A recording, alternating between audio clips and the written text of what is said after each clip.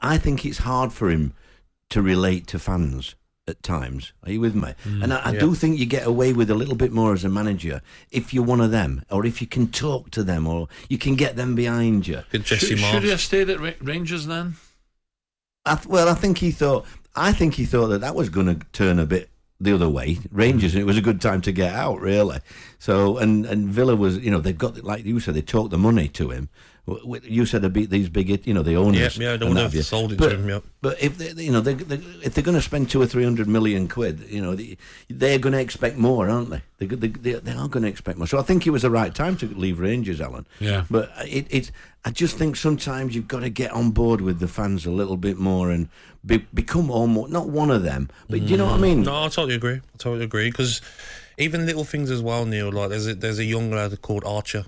A lot of teams want him in the Championship. He's stayed at Aston Villa, and even sometimes when the pressure's on you, put a kid on a run out, because he's good enough. It's not like he's not good enough. Yeah. He's a very good young not striker. Just that, give him a chance. The fans love their own kids, exactly. Don't they? So they give him they'll give him an opportunity. Exactly. He could be the one that saves your job. Yeah.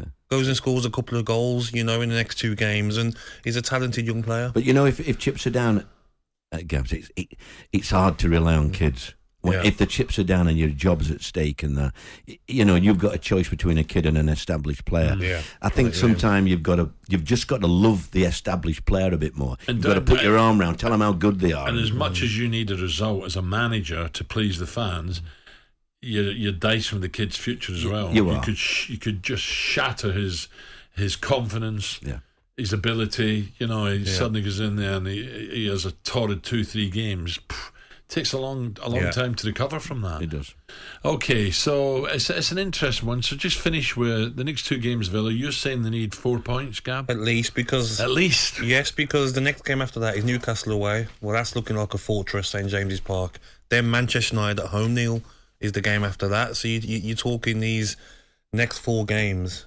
You're looking. So Fulham against Villa, Gab, and Villa against Brentford. Then Newcastle, Villa, then you're Manchester United. You're looking at 1 win and a draw, minimum. Neil, what would you suggest, though? But Villa, they're just likely to beat Man United at home.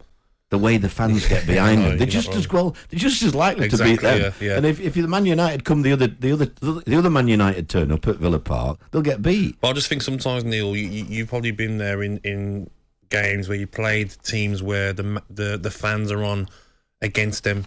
Villa Park, if he doesn't get 4 points at these next 2 games, after the Brentford game, it's toxic there already. It'll be even more toxic. And chief executives and owners see that, don't they? And sometimes they'll make a change over that. I've had chairmen that listen to the gardener.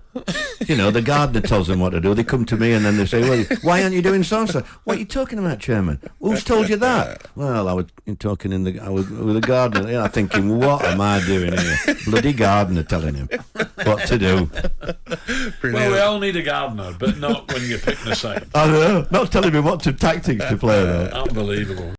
talkSPORT Breakfast with Alan Brazil. Thursday and Friday morning, 6 till 10.